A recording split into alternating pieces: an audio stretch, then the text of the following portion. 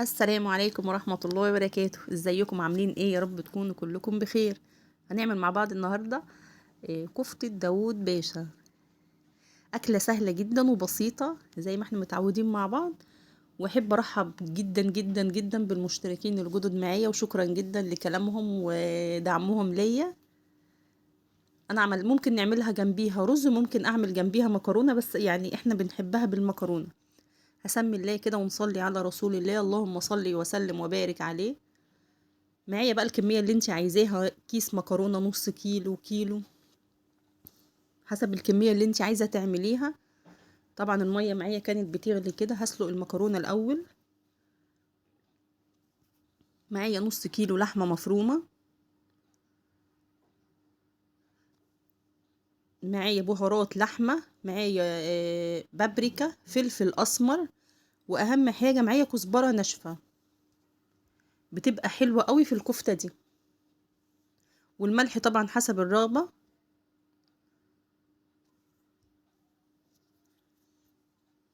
معايا بصلاية كبيرة كده مبشورة، انا بشراها ومصفياها من المية اللي فيها.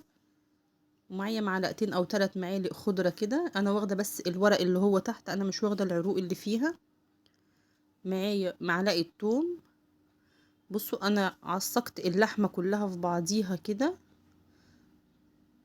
انا بس عشان ما اطولش الفيديو عليكم. هعملها بقى كورات مدورة كده. اللي مش حابب يعني الخضرة ما يحطش خضرة فيها. انا كنت حاطة بقدونس، بس بتديها طعم حلو قوي، والله بتدي طعم حلو قوي لكفتة داوود باشا. بس انا عملت بقى الكميه، انا ما عملتش الكميه بتاعتي برضو كلها، انا ما عملتش نص كيلو اللحمه، كان هيبقى كتير علينا والاولاد ما كانوش موجودين كلهم، فانا عملت الكميه دي بس.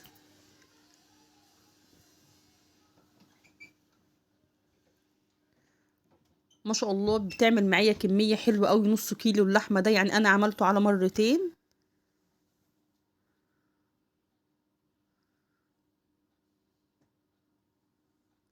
معايا بقى طاسه كده فيها حبه زيت، اكيد الزيت يبقى سخن. وهنزل بقى معايا بكرات الكفته كده.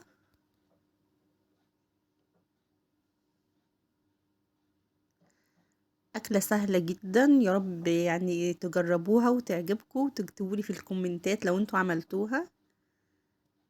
ما تنسونيش بقى في اللايك، ولو أول مرة تشوف القناة ممكن تشترك فيها وتفعل زر الجرس عشان يصلكم كل جديد أنا بعمله. هنزل بقى ايه بالكفتة بتاعتي كده كلها. بصوا ما نخافش، هي مش هتفك مننا خالص في الزيت، بس احنا بنتعامل معاها بالراحة. الزيت بتاعنا لازم يكون سخن.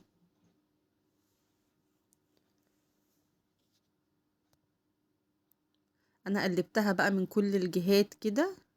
بصوا ما شاء الله اللهم بارك، الكفتة ما فكتش مننا خالص. بصوا بقى الزيت اللي انا طلعت الكفتة منه، هنزل بنص معلقة توم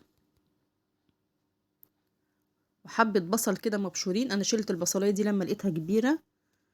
بس هقلبهم بقى كده في الزيت ده اللي هو مكان الكفتة، عشان انا هنا هعمل الصلصة. لو احنا عايزين نعمل جنب منها رز ابيض بتبقى برضو طعمها حلو، بس احنا بنحبها يعني بالمكرونة. هنزل بقى بالملح وكل البهارات اللي انا حطيتها على الكفتة، انا هحطها على الصلصة دي. نزلت كده اللي انا نزلت بيه الابيض ده ربع معلقة سكر. نزلت بقى كده بصلصة دي جاهزة عندي، نزلت بس بمعلقتين كده. وانا معايا طماطم ضربها في الخلاط، ما عندي يعني ما عنديش طماطم متسبكة اللي احنا شايلينها في الفريزر، لا انا ما حطيتش طماطم متسبكة. انا كان عندي طماطم جاهزة. بص هقلب بقى الصلصة مع البصل مع الثوم كده شوية، مع ربع معلقة السكر. هنزل بقى بالصلصة الباقية اللي عندي. هنسمي كده بسم الله وننزل ببقية الصلصة معانا.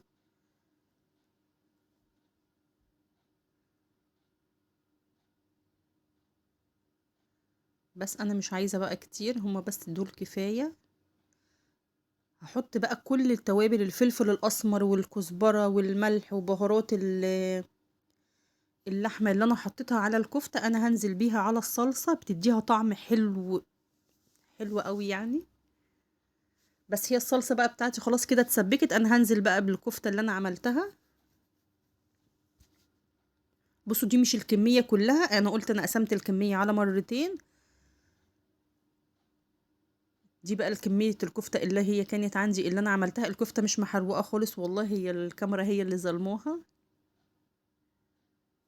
بس هقلبها بقى كده في الصلصة.